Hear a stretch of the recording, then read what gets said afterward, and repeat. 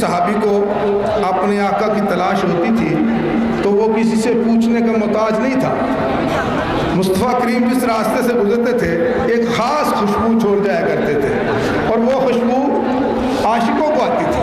اسی لیے اعلیٰ حضرت فرماتے ہیں ان کی مہک نے دل کے غنچے کھلا دیے ہیں, جس راہ چل دیے ہیں, جس راہ چل دیے ہیں, کوچے بسا دیے ہیں, ان کی مہک نے دل کے غنچے کھلا دیے ہیں. آنے دو یا ڈبو دو اب تو تمہاری جانب, آنے دو یا ڈبو دو اب تو تمہاری جانب, کشتی تمہیں پہ چھوڑی, کشتی تمہیں پہ چھوڑی, لنگر اٹھا دیے ہیں, ان کی مہک نے دل کے وسلم علیک یا حبیب اللہ.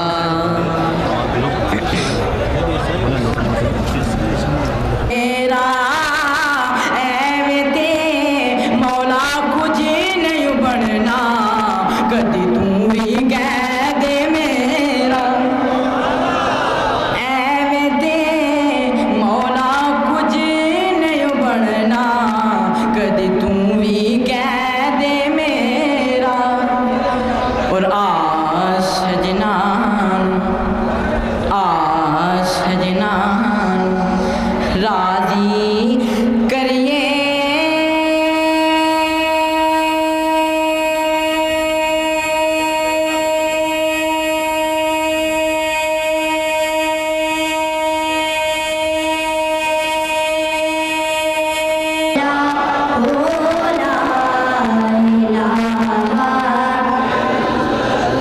اتنے بندہ وہاں سے پڑھیں گے سرکار کو پتہ چل جائے کہ میرے عاشق یہاں بیٹھے.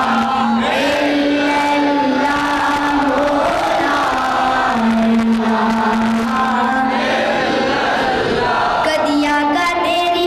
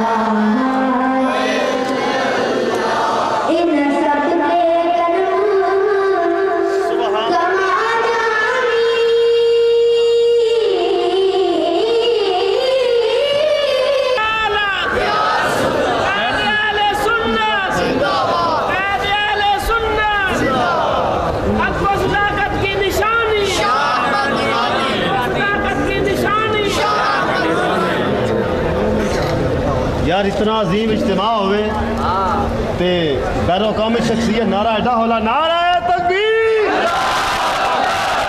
نعرہ تکبیر, نعرہ رسالت, جیوے جیوے جیوے جیوے جیوے, نعرہ تکبیر, نعرہ رسالت, حق و صداقت کی نشانی, حق و صداقت کی نشانی, جیوے جیوے جیوے جیوے جیوے جیوے, نعرہ تکبیر, نعرہ رسالت, سیدی مرشدی, سیدی مرشدی, سیدی مرشدی, جیوے جیوے جیوے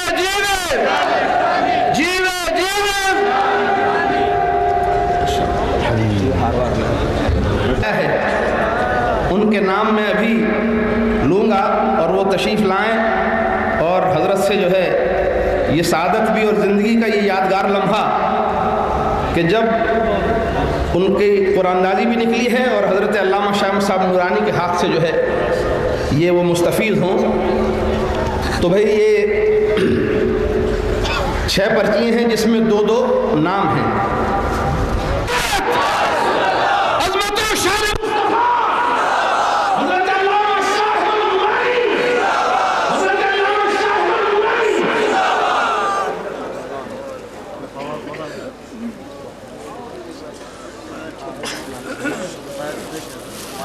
ونعوذ بالله من شرور أنفسنا ومن سيئات أعمالنا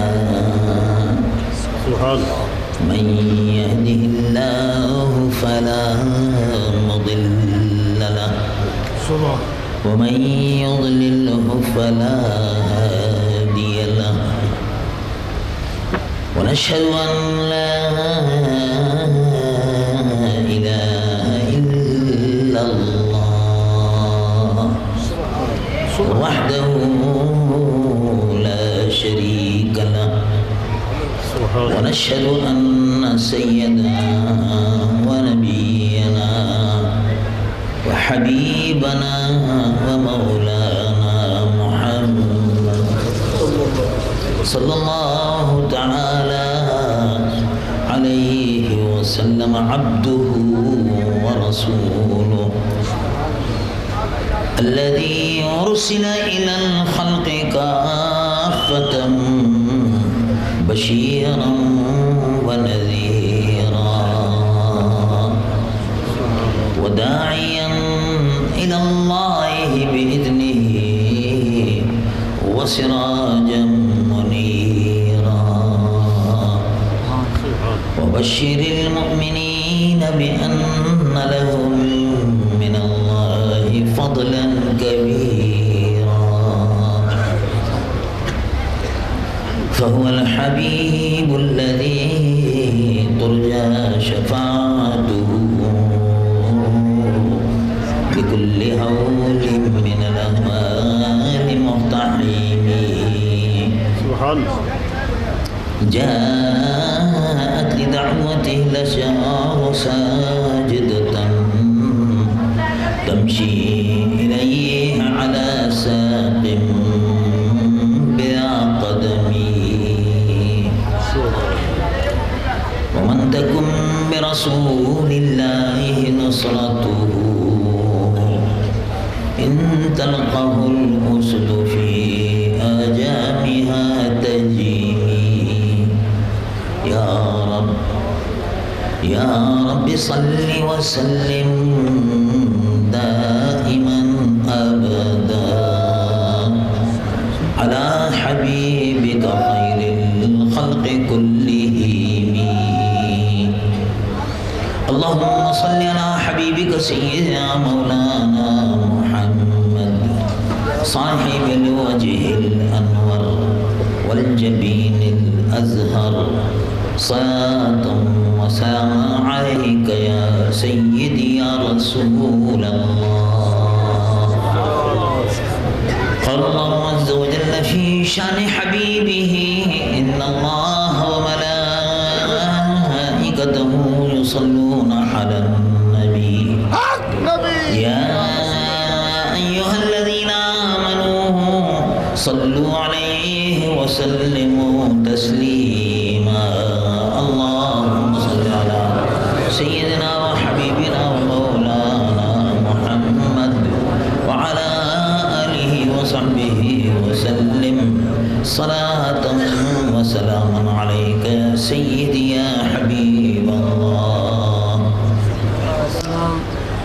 میری محترم واجب الاحترام علماء کرام مشائخ عظام میرے محترم بزرگوں محترم بھائیوں عزیز نوجوانوں اور پیارے بچوں السلام علیکم ورحمۃ اللہ وبرکاتہ۔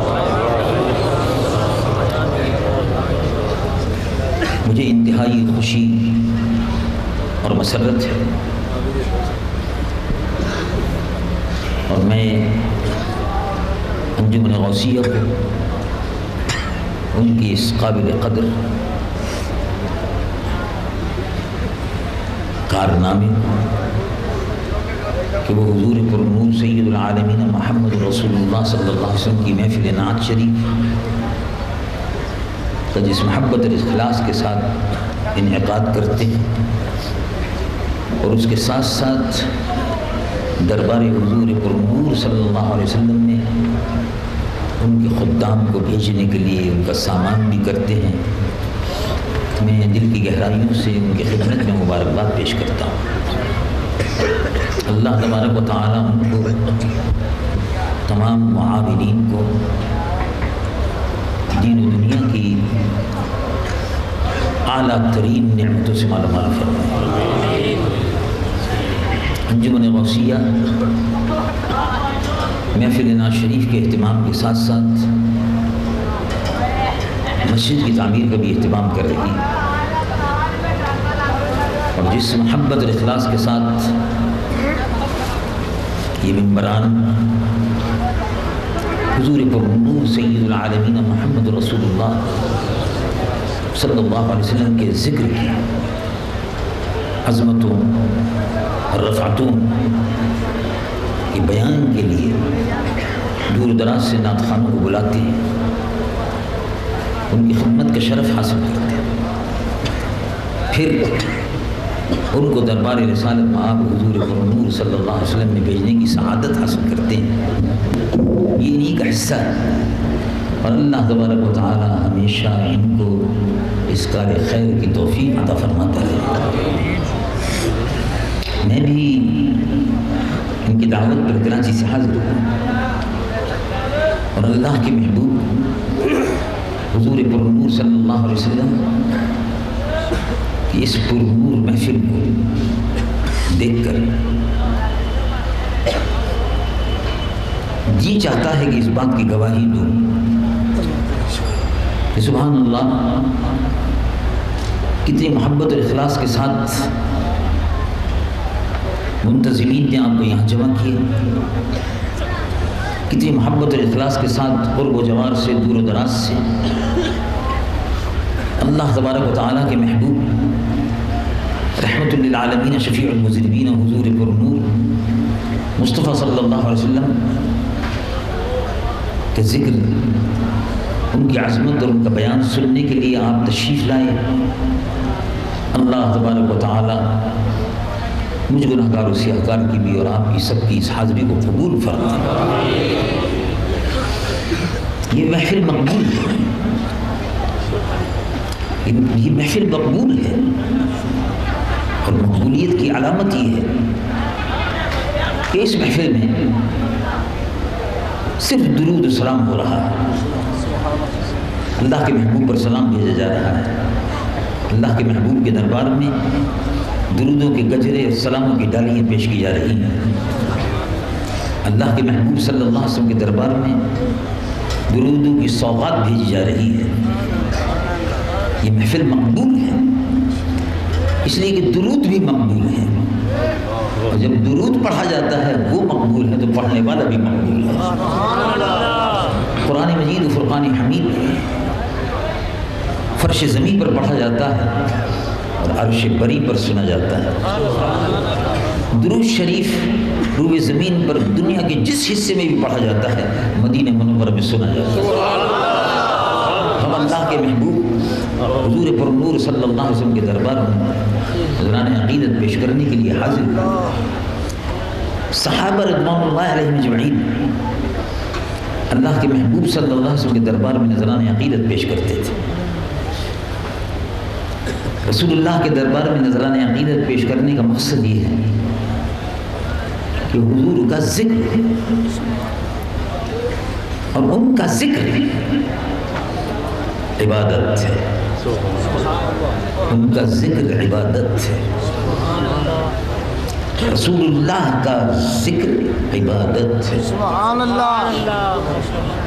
پہلی بات یہ ہے کہ خود اللہ ان کا ذکر فرما رہا ہے، تو سبحان اللہ، اللہ جن کے ذکر کو بیان فرمائے، اللہ جن کے ذکر کو عزت و شرف عطا فرمائے، اللہ جن کے ذکر کو بلندی، رفعت و عظمت عطا فرمائے، یقیناً ان کا ذکر عبادت ہے۔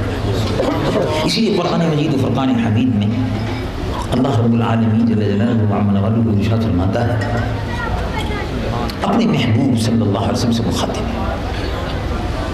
اور اللہ تبارک و تعالی قرآن مجید و فرقان حمید میں جگہ جگہ اپنے محبوب سے مخاطب ہے۔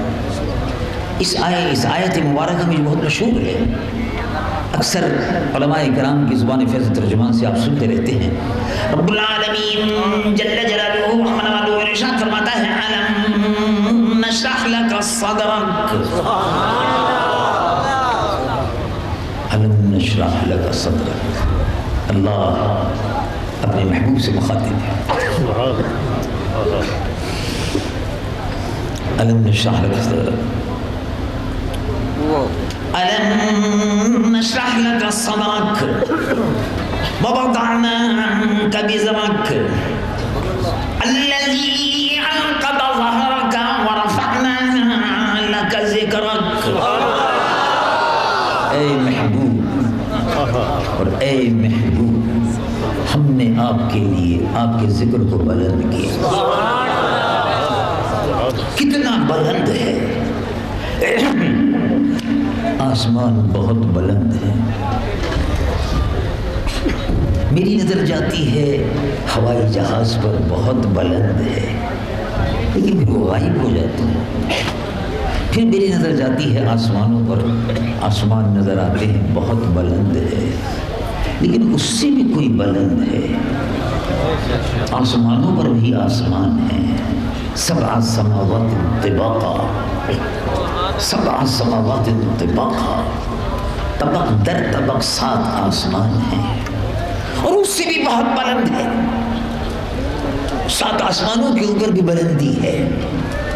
میرا خیال تھا کہ بلندی یہی ختم ہو جائے گی، لیکن معلوم ہوا کہ نہیں، 7 آسمانوں کے اوپر بھی بلندی ہے، عرش الہی بھی ہے، سدرۃ المنتہا بھی ہے، وہ مقام ہے کہ جہاں مقام نبوت ختم ہو جاتے ہیں، جہاں مقام ملائکہ ختم ہو جاتے ہیں۔ جب مقام ملائکہ ختم ہو جاتے ہیں، جب مقامات نبوت ختم ہو جاتے ہیں، تو مقام مصطفیٰ شروع ہوتا ہے۔ بلندی ہے، اس بلندی کا اگر اندازہ لگانا ہو تو معراج کے واقعے کو سنو تو رب العالمین جل جلالہ و عظم جلالہ کو ارشاد فرماتا ہے اے محبوب، ہم نے آپ کے لیے آپ کے ذکر کو بلند کیا۔ جن کا ذکر خود اللہ رب العالمین بلند فرمائے، اس بلندی اور رفعتوں کا، ان کی عظمتوں کا نشان نہیں پا سکتے۔ بس صرف اتنی بات ہے، فقط اتنی سی بات ہے کہ حضور پر نور صلی اللہ علیہ وسلم کے نقش کف پا سے مستقبل کی جو منزلیں ہیں، مستقبل کے جو مقامات ہیں وہ طے ہو رہے ہیں۔ حضور پر نور صلی اللہ علیہ وسلم کے نقش پا کی برکت سے سبق ملا ہے کہ معراج مصطفیٰ سے مجھے کہ عالم بشریت کی زد میں ہے گردوں۔ حضور پر نور صلی اللہ علیہ وسلم کا مقام بہت بلند ہے، تو ان کا ذکر اللہ رب العالمین نے بلند فرمایا، اور ان کا ذکر عبادت ہے، ان کا ذکر نماز ہو رہی ہے، نماز میں ان کا ذکر ہے، نماز صرف اللہ کی ہے، لیکن جو اللہ کے لیے نماز پڑھی جاتی ہے اس میں اللہ کا نام بھی لے لیا، تلاوت قرآن بھی ہو گئی، تشہد اور رکوع اور سجود بھی ہو گیا، تو نماز ختم ہو جانی چاہیے تھی، لیکن نماز ختم نہیں ہوئی۔ فرمایا ابھی نہیں، اب اگر ختم کرنا ہے تو درود پڑھو، محبوب پر سلام بھیجو، یہ بھی عبادت ہے۔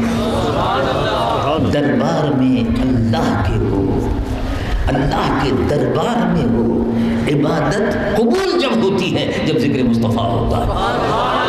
حضور پر نور سید العالمین مصطفیٰ صلی اللہ علیہ وسلم کا ذکر بلند ہے، ان کا ذکر عبادت ہے. ان کے ذکر کی بلندی میں جس نے حصہ لیا، اس ذکر کو بلند کرنے میں جس نے حصہ لیا، اللہ رب العالمین جل جلالہ ارشاد فرماتا ہے جس نے ان کے ذکر کی بلندی میں حصہ لیا، ان پر ایمان لایا، ان کی عزت و توقیر کی اور ان کے ذکر کی بلندی میں حصہ لیا، کیا انعام ملتا ہے؟ رب العالمین جل جلالہ ارشاد فرماتا ہے الذین آمنوا بہ وعزروہ، جو حضور پر ایمان لائے. ایمان حضور پر لانا ہے. فالذین آمنوا بہ وعزروہ ونصروہ، حضور کی عزت کی، حضور کی عزت کی. اس پر غور کیجیے. ایمان حضور پر لانا ہے، عزت اور تعظیم حضور کی کرنی ہے. عزروہ، مدد حضور کی کرنی ہے، یعنی حضور کے دین کے پھیلانے میں، رسول اللہ کے نام کے پھیلانے میں، رسول اللہ کے ذکر کی بلندی میں اپنا حصہ ڈالنا ہے. اپنا حصہ ڈالنا ہے. رب العالمین جل جلالہ ارشاد فرماتا ہے فالذین آمنوا بہ وعزروہ ونصروہ واتبعوا النور الذی انزل معہ اولئک هم المفلحون. ایمان لائے، اس ذکر پر ایمان لائے جو حضور پر نازل ہوا، حضور قرآن، اور حضور کے نام کی بلندی میں، رفعتوں میں، دین کے پھیلانے میں نصروہ ہو، حضور کی نصرت کی. نصرت یہی ہے. اللہ رب العالمین ایک اور مقام پر ارشاد فرماتے ہیں الا تنصروہ، اگر تم رسول اللہ کی مدد نہیں کرو گے تو کیا ہوگا؟ بعض لوگ یہ سمجھتے ہیں کہ اگر رسول اللہ صلی اللہ علیہ وسلم کو ابو بکر صدیق نہ ملتے تو دین نہ پھیلتا، عمر فاروق نہ ملتے تو کچھ بھی نہ ہوتا، عثمان غنی نہ ہوتے تو کچھ بھی نہ ہوتا، علی مرتضیٰ نہ ہوتے تو کچھ بھی نہ ہوتا. بعض لوگوں کا خیال ہے. اب یہ خیال جو ہے اس کو اگر ہم قرآن پاک پر پیش کرتے ہیں تو قرآن اس کی تردید کرتا ہے. ابو بکر صدیق کی حیثیت کیا تھی؟ ابو بکر تھے، مکے کے ایک تاجر تھے. عمر فاروق کی ایک حیثیت کیا تھی؟ عمر فاروق مکہ معظمہ کے رہنے والے تھے، قریش کے گھرانے سے تعلق رکھتے تھے، ماشاء اللہ کھاتا پیتا گھر تھا. اللہ خیر صلی اللہ. عثمان غنی کیا تھے؟ مکے کے ایک تاجر تھے، ماشاء اللہ، بس اور تو کچھ نہیں تھے. عثمان تھے، عمر تھے، ابو بکر تھے، عثمان تھے، علی تھے، اور تو کچھ بھی نہیں تھے. رسول اللہ صلی اللہ علیہ وسلم کے 6 سے زیادہ بھائی تھے. تو ایسے تو اور بہت سے بھائی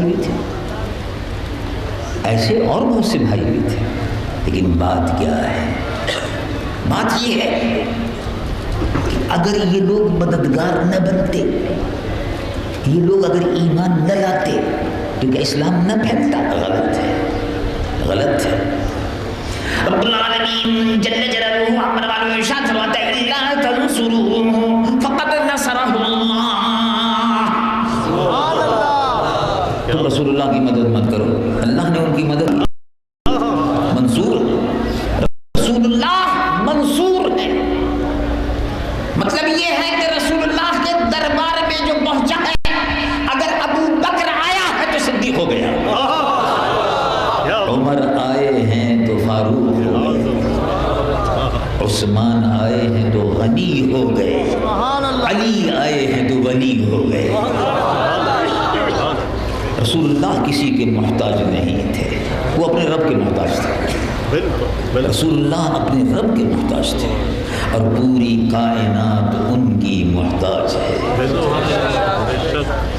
انما انا قاسم واللہ المعطی، بخاری شریف کی حدیث ہے، انما انا قاسم، یقول الحبیب صلی اللہ علیہ وسلم انما انا قاسم واللہ المعطی، میں تقسیم کرنے والا ہوں اور دینے والا رب العالمین ہے۔ تو یہ دسترخوان خداوندی ہے اور اس دسترخوان کی نعمتوں کے تقسیم کرنے والے محمد رسول اللہ صلی اللہ علیہ وسلم۔ تو اگر رسول اللہ کے دین کا مددگار زمین پر کوئی بھی نہ ہوتا، انسانوں میں سے اللہ تبارک و تعالیٰ ایک مخلوق پیدا فرما دیتا جو حضور کے دین کی مددگار بن جاتا، لیکن انہی میں سے جوہر قابل نکلتے چلے آئے، رسول اللہ کی صحبت میں بیٹھے اور نکھرتے چلے گئے، حضور پر نور صلی اللہ علیہ وسلم کے دربار اقدس میں حاضر ہوتے گئے، استفادہ کرتے گئے، اپنے تمام جتنے بھی جو بھی کچھ تھا اس کو دھوتے رہے اور رسول اللہ صلی اللہ علیہ وسلم کے نور سے فیضان سے اکتساب فیض کرتے رہے۔ تو عرض ہی کر رہا تھا کہ حضور پر نور صلی اللہ علیہ وسلم پر جو ایمان لائے، دین کو پھیلایا، رب العالمین جل جلالہ اپنا والا ارشاد فرماتا ہے اولئک هم المفلحون، وہی لوگ فلاح پانے والے ہیں۔ تو فلاح کس کا مقدر ہے؟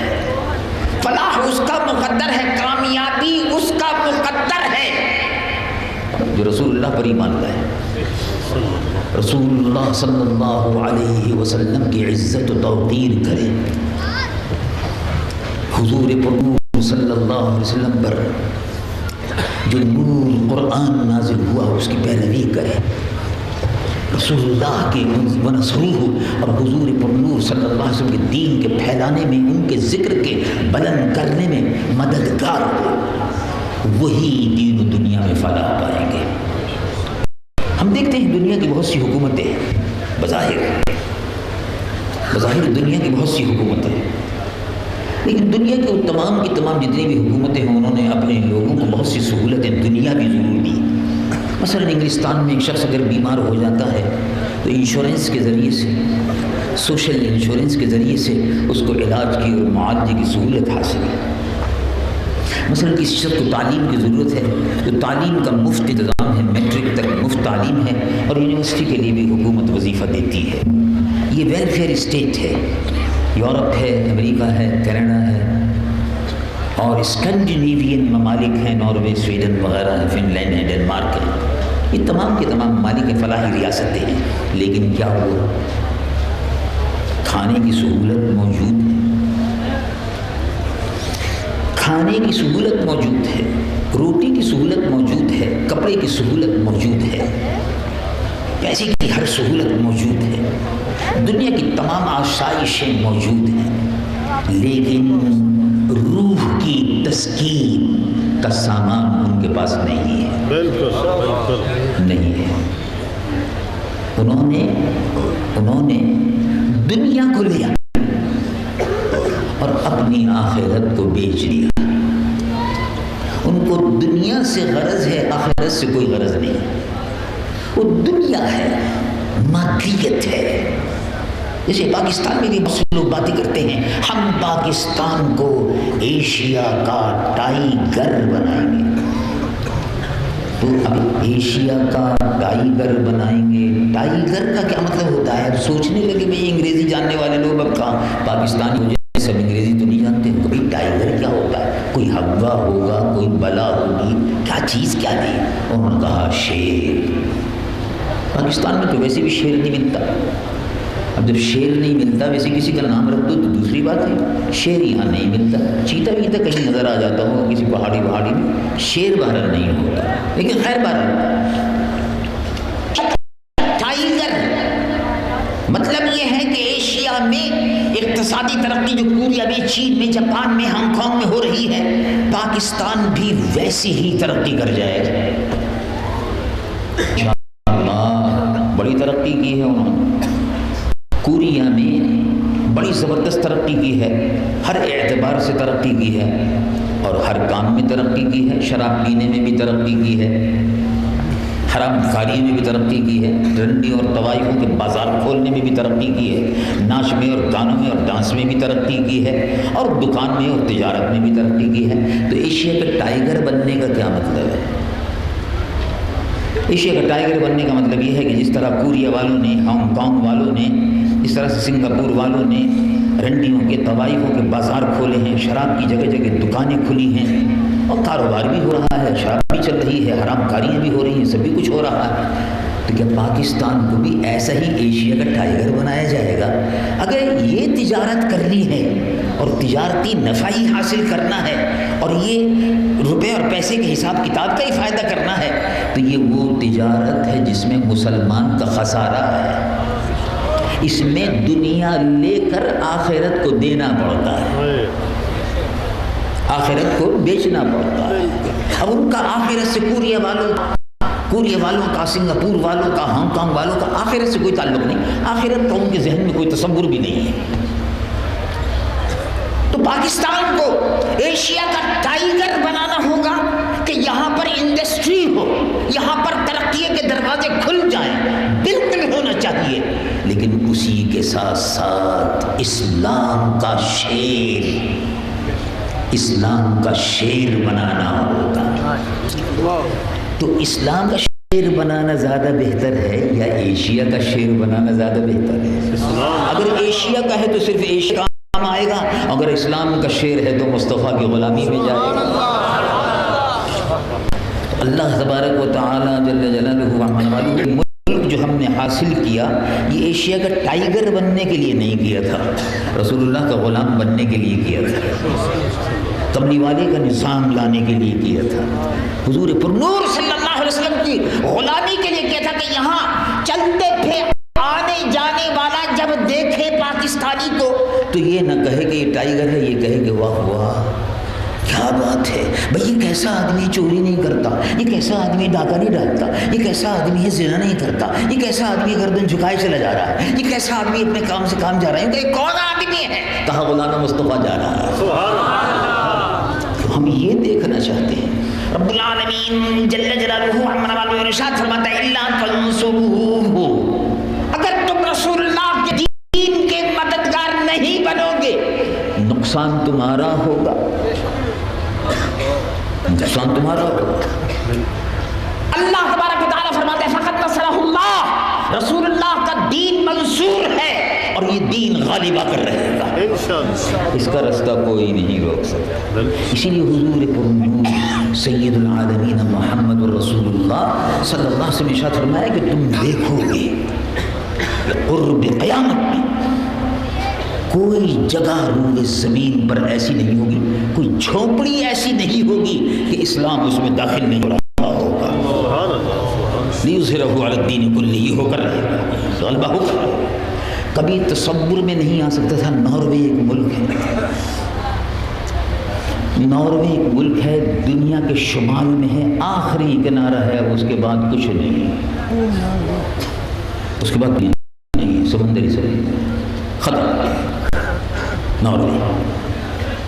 ابھی 2 ہفتے پہلے میں وہاں تھا اور الحمدللہ آپ کی دعا سے ناروے میں کبھی مسجد نہیں قائم ہوئی تھی، بالکل زمین خرید کر گنبد والی اور مینارے والی مسجد کی تعمیر ہوئی اور اس کا افتتاح ہو گیا۔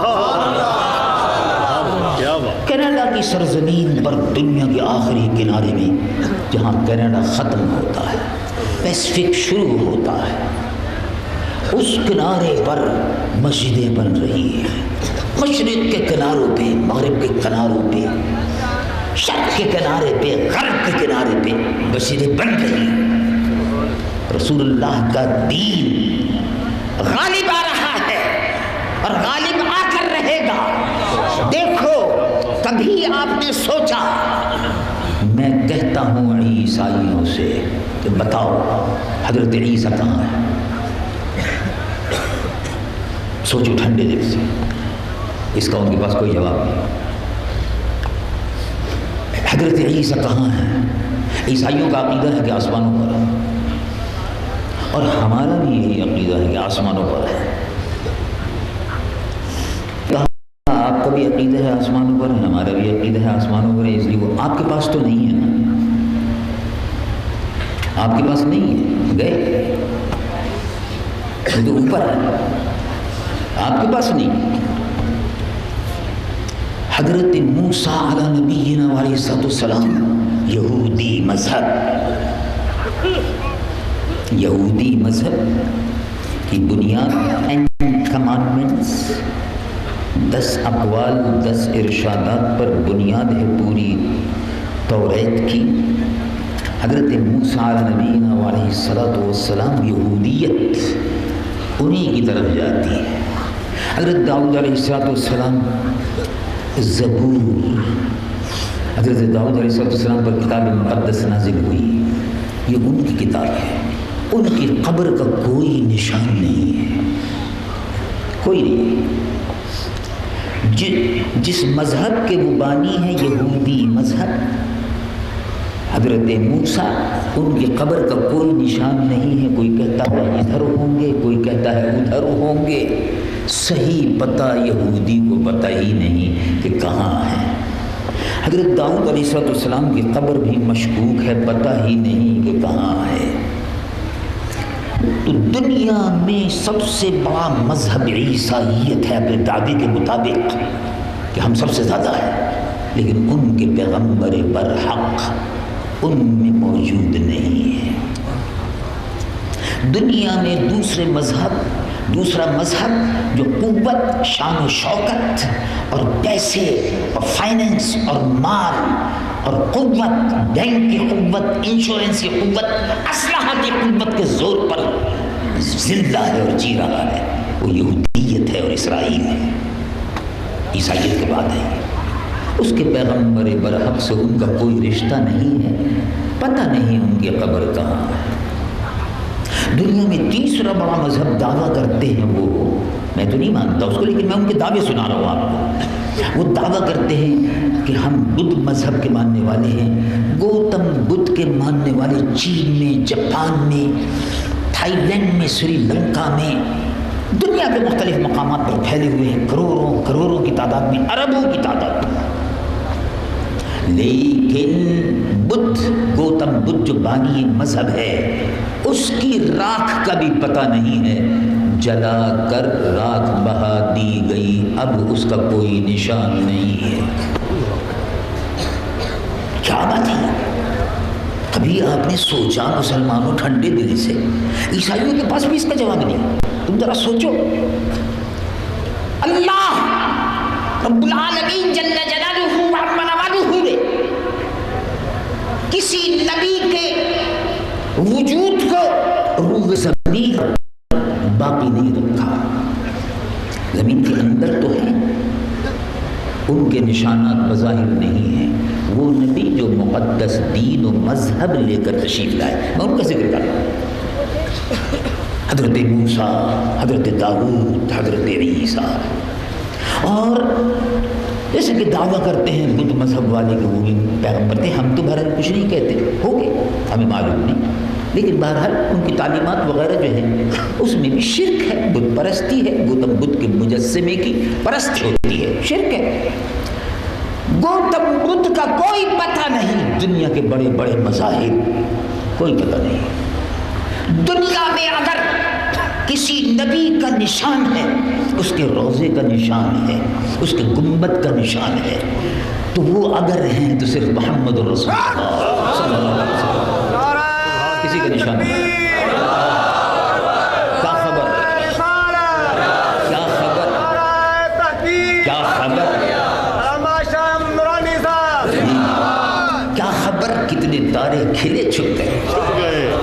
اعلیٰ حضرت عظیم المرتبہ امام اہل سنت نبر اللہ مرتبہ, کیا خبر کتنے تارے کھلے چھپ گئے, پر نہ ڈوبے نہ ڈوبا ہمارا.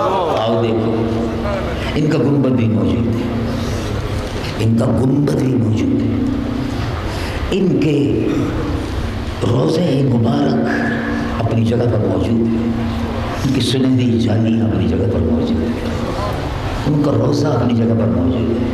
تیرا روضہ جالیاں، روزے کے ہر دیواروں در، تیرا روزہ جالیاں، روزے کے ہر دیواروں در، نور برس رہا ہے، نور پھیل رہا ہے، نور چمک رہا ہے، اور اس سے سارا عالم منور ہو رہا ہے۔ عربی کے مشہور شاعر تھے، دنیا کے مشہور شعراء نے حضور کے دربار میں نذرانہ عقیدت پیش کیا۔ دیکھو، عربی کے مشہور شاعر تھے کعب بن زہیر، کعب بن زہیر حضور پرنور صلی اللہ علیہ وسلم سے دشمنی تھی۔ ان کے بھائی جو تھے وہ مسلمان ہو گئے، تو بھائی کو شعر میں طعن کیا کہ تم پھنس گئے مدینے جا کر، اور میں بچا رہا اور میں محفوظ رہا۔ رسول اللہ صلی اللہ علیہ وسلم کی شان اقدس میں لوگوں نے کہا کہ گستاخی کی ہے، تو دربار رسالت سے ان کے قتل کا حکم ہو گیا کہ کعب بن زہیر کو قتل کر دیا۔ رسول اللہ کی شان میں گستاخی کرنے والا خود حضور اگر معاف فرماتے دوسری بات ہے، امتی کو معاف کرنے کا حق نہیں ہے، وہ واجب القتل ہے جو گستاخ رسول ہے۔ حکومت کو چاہیے کہ اس پر مقدمہ چلائے اور اس کو قتل کر دے، پھانسی دے دے۔ کعب بن زہیر پریشان ہو گئے، دل کو چین نہیں تھا۔ مدینہ منورہ میں آئے، مدینہ منورہ میں آئے، اندھیرے میں صبح کو ایک آدمی سے پوچھا جو مل گیا راستے میں، کہا کہ تم مسلمانوں میں جو حضور کے ارد گرد رہتے ہو اور یہاں مسجد میں نماز پڑھنے آتے ہو، تم میں کون ایسا شخص ہے جو بہت بزرگ ہو، جس کی بات سنی جاتی ہو اور بہت رقیق القلب اور نرم طبیعت ہو؟ ان کا ابو بکر صدیق۔ کعب بن زہیر ابو بکر صدیق کی خدمت میں حاضر ہو گئے۔ ابو بکر صدیق اب نماز کی تیاری کر رہے تھے، فجر کے لیے آ رہے تھے۔ انہوں نے عرض کیا کہ میں، آپ نے پہچانا نہیں مجھ کو، میں کعب ابن زہیر ہوں۔ کہا میں سمجھ گیا۔ کہا میں چاہتا ہوں کہ آپ مجھے حضور کے دربار اقدس میں لے چلیں، میں مسلمان ہونا چاہتا ہوں۔ کہا میرے پیچھے پیچھے۔ نماز ختم ہوئی، کعب بن زہیر فرماتے ہیں میں نے حضور پرنور صلی اللہ علیہ وسلم کے چہرہ اقدس کو دیکھا۔ میں دیکھ رہا تھا حضور کے چہرے کو، ایسا معلوم ہوتا تھا جیسے سورج اور چاند آپ کے اوپر قربان ہو رہے ہیں۔ سورج بھی قربان ہو رہا ہے، چاند بھی قربان ہو رہا ہے۔ ابو بکر آگے بڑھے، میں پیچھے تھا، اور میں نے بڑے ادب سے اپنا ہاتھ بڑھا دیا کہ مجھ کو مسلمان کر لیجیے۔ ابو بکر صدیق نے اس پر کہا کہ یا رسول اللہ، یہ کعب بن زہیر ہیں، اس کو معاف فرما دیجیے۔ کعب بن زہیر نے قصیدہ پڑھا، زہیر نے قصیدہ پڑھا، بانت سعاد فقلب اليوم مطبول۔ یہ تو شروع ہوتا ہے، لیکن جو شعر میں سنانا چاہتا تھا آپ کو یہ تھا، ان الرسول نور یستضاء به۔ یہ کعب بن زہیر کا قصیدہ ہے، سبھی اس کو چھاپتے ہیں، سب کے یہاں ہے۔ رسول اللہ کا کے صحابہ کا عقیدہ دیکھو۔ اچھا، وہ تو ابھی مسلمان ہوئے تھے، تو انہوں نے کہا کہ رسول اللہ نور ہیں، لیکن حضور نے انکار تو نہیں فرمایا۔ یہاں حضور یہ فرما رہے تھے کہ نور نہ لکھو۔ قصیدہ شروع ہوتا ہے، شروع کرتے کرتے وہ آتے ہیں ان الرسول نور یستضاء به۔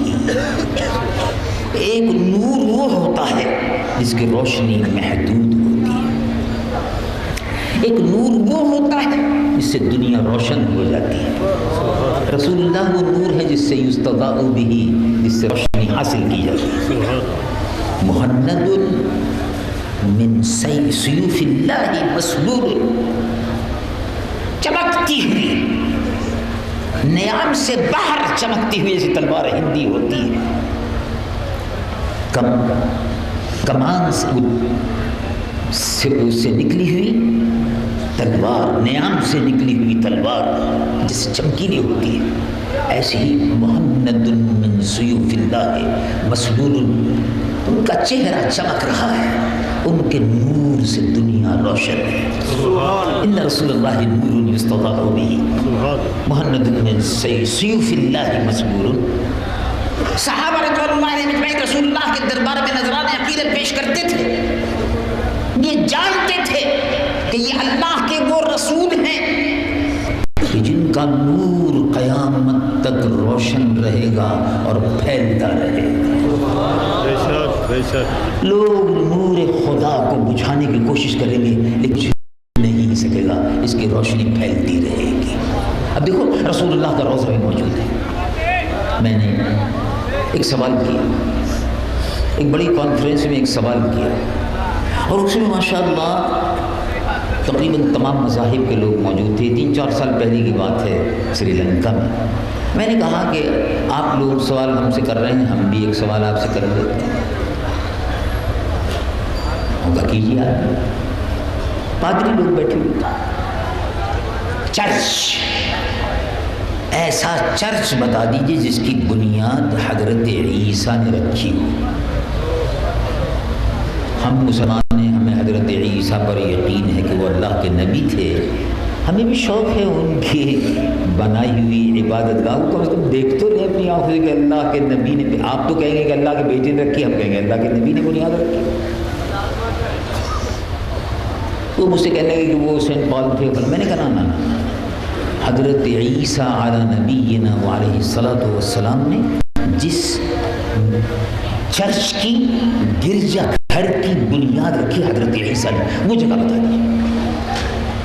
ان کا نہیں، ایسی کوئی عبادت گاہ نہیں ہے جس کا سنگ بنیاد عیسیٰ نے رکھا، ہمارے پاس ایسا کوئی چرچ نہیں ہے۔ قدیم ترین چرچ ہیں 1800 برس پہلے کے، لیکن حضرت عیسیٰ کو تقریباً 2000 سال ہو جاتے ہیں، تو حضرت عیسیٰ کے زمانے کا کوئی نہیں۔